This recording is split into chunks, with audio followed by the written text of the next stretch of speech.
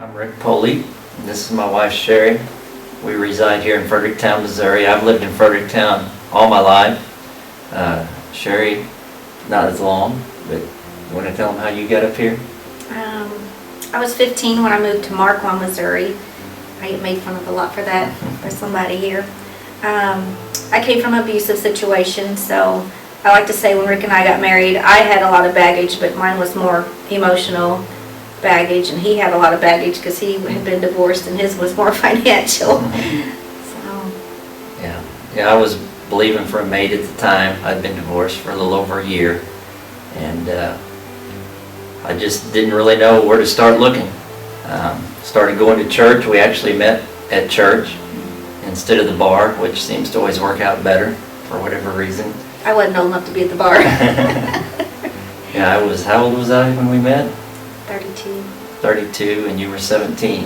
Well, you were 31. Sorry. Yeah, 31 and 17, so I took a little grief over that, but it's worked out pretty good. We're going to be married 19 years the end of this December 31st, and I actually learned in the Word that without a vision the people perish, so I actually went to Walmart and bought me some picture frames with the pretty girls inside of them, and I got me a vision of who I wanted for a wife, or how I wanted her to look anyway, her features. And when I met Sherry and she came over and I showed her that picture, it was remarkably very close to what she looked like at the time, and it was kind of a sign from God for me. But, it was kind of creepy for me. But she became my babysitter, lived right one block up the street from me. I'll never forget one night, about midnight, she was walking home and had some of her clothes on her back, and the police pulled her over as I was out on the front porch watching her walk back home, make sure nothing happened, at least until the police pulled her over. Then I ran back in the house and hid and peeked out the mini blind to see what was going on. But they were just looking out for her best interest to make sure that she was going to be okay that time of night. They thought I was running away from home, actually. And she's probably running away from me. But anyway, we got married, and like I said, it's been almost 19 years now, and it keeps getting better every year, and hopefully there'll be a lot more years to go. Yeah, I just come out of a failed marriage about a year or so, and I was looking for a mate. It wasn't fun being lonely, and I was looking for a mate. Sherry seemed to really fit the bill, and I had a lot of debt at the time, and she didn't have any money either. I think she brought everything she owned in her Mustang that had been spray painted with several spray cans from Walmart. You want to elaborate on that one? Hey, it was a $75 car, so it's pretty cheap. So needless to say, we didn't marry each other for our money. That we just loved one another almost from the get-go. We knew it was God's will. We just knew that we were made for each other. At the time, it's hard to explain, but like I said, it's been almost 19 years now, and it's getting better all the time. It didn't come without work, but I don't think we've ever even considered the D word for those 19 years. Unless you have, and I don't know about it. Which one, death or divorce? No, just kidding. But yeah, till death do us part. We've been married about 4 years and decided that we'd like to have children. I had 2 of my own from a former marriage, but we wanted to have some of our own together. So we decided at the time that we would go for it. Of course, me being a bean counter, didn't have any insurance, no maternity insurance at all, because you had to have that stuff. You had to pay premiums for 12 months, and then by the time you conceived and had a child, you were looking at probably 2 years of premiums as far as maternity insurance went, and then you had to have a deductible to pay, a copay. So we just decided to wing it and have our first child with no maternity insurance, and got hooked up with a midwife that was going to come in, and we were actually going to have a home birth was our intention, and didn't quite work out that way. About, what were you, 7.5 months, I guess? 8 months. 8 months pregnant, and complications began to sit in. She had contracted a fever and was having a lot of pain with our first child, and ended up going to the hospital and having an emergency C-section. Just had an ultrasound just hours before. Everything seemed to be fine, but she was very ill, in a lot of pain, so decided it wasn't the best thing to have the child at home. Went ahead and went to the emergency room, and I went into the delivery room with her, and once Jordan was born, it was highly evident that there was some major complications. I'll never forget, she asked me if it was a boy or a girl, and just full of joy. And when I saw Jordan in his head, it was twice the size it should be. He was born with what they call hydrocephalus, fluid on the brain, and it wasn't a good situation. And I didn't know how to relay that to her other than saying it's a boy, and they're going to take him and treat him. He may have a little something going on there. Didn't want to alarm her, but at the same time I knew in my heart that we were facing a major battle. And I don't know what was going through your mind at the time.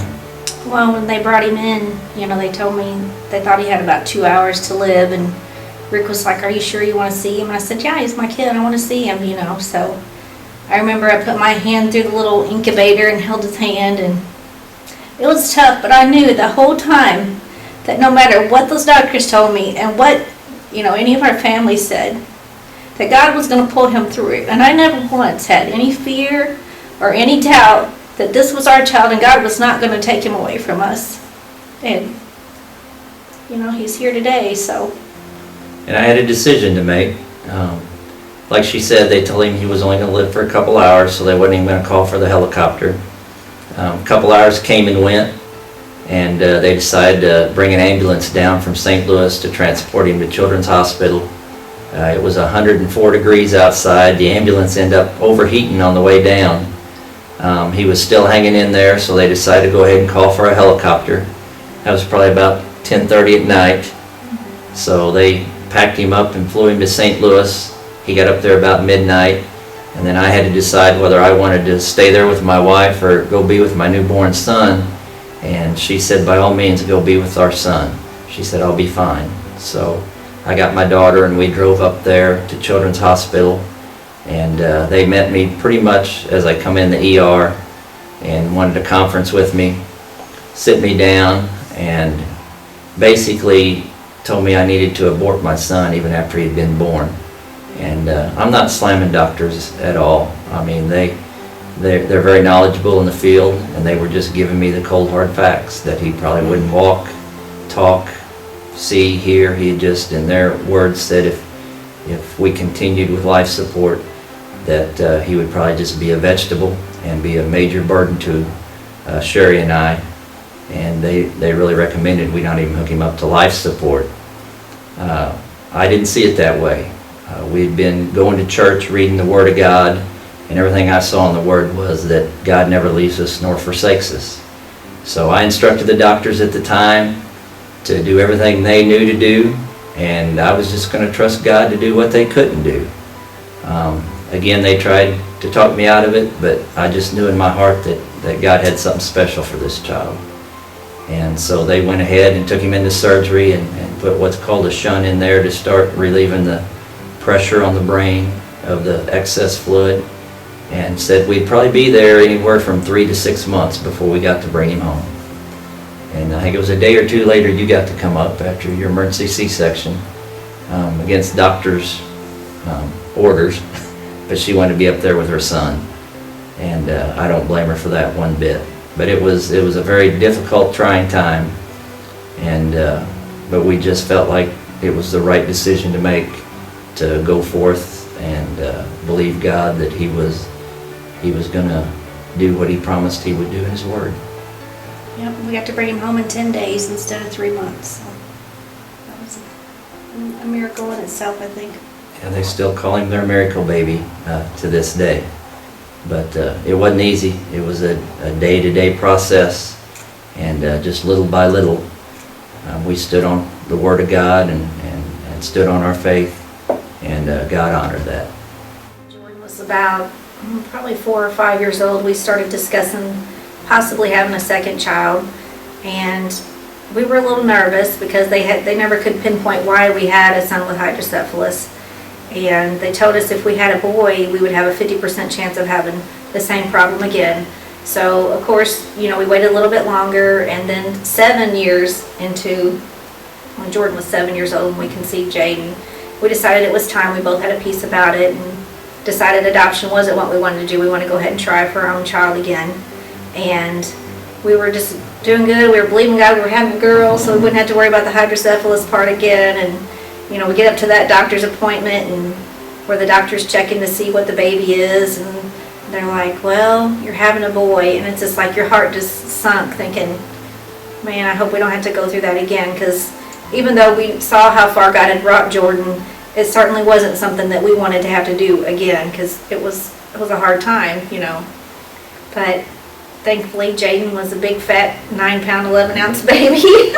Yeah. And he didn't have any health problems. And, we stood on the same scriptures we did with Jordan, that, God was there to bless us and not to harm us, and that children were a gift from him, and they were a blessing, and it all worked out good. Yeah. Well, and I was reading Job one night, and I saw where God had promised Job that all these things would not come upon him a second time. And I just felt in my heart that was God speaking to me through his word, telling me that if we chose to have another child, that children are a blessing of the Lord, and that this would not come upon us a second time. And I just took that to heart, and I stood on that. And I also felt like he laid on our hearts to, because they did chromosome tests, they did all kinds of tests you could imagine, trying to figure out what caused it. Decided that it could have been as simple as Sherry having a viral infection during the first trimester.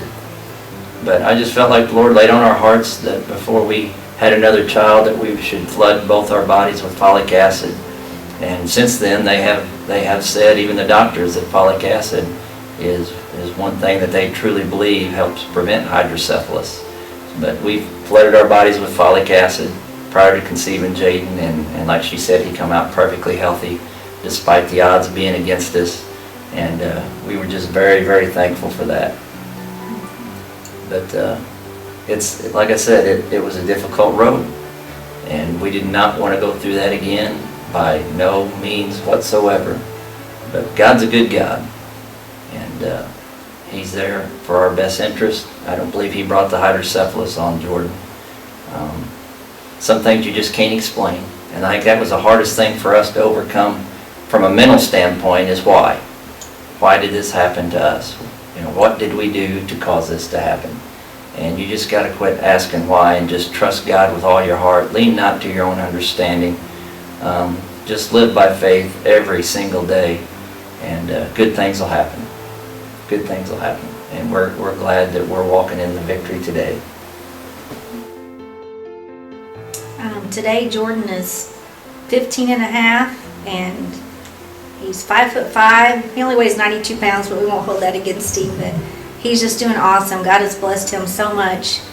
One of his biggest desires has always been to play sports, and unfortunately, he doesn't have what he needs to be able to play sports. But they have, in the high school last year, he became the manager of the basketball team and just loved it. And the coach said that he just loved it when he'd go back in the locker room, and he'd really encourage the guys, and he'd get in their circle and do their little chant with them and stuff. And he was a big part of the team, and he went with them to MAC when they went to their conference and got to get in the picture and everything. And so he's just really proud of that. And this year again, he's starting his second season as a basketball manager. And God has just brought him so far, and he's making straight A's on his report card. And he come a long way from someone that was supposed to live for 2 hours and then not be able to do anything. So we're really blessed.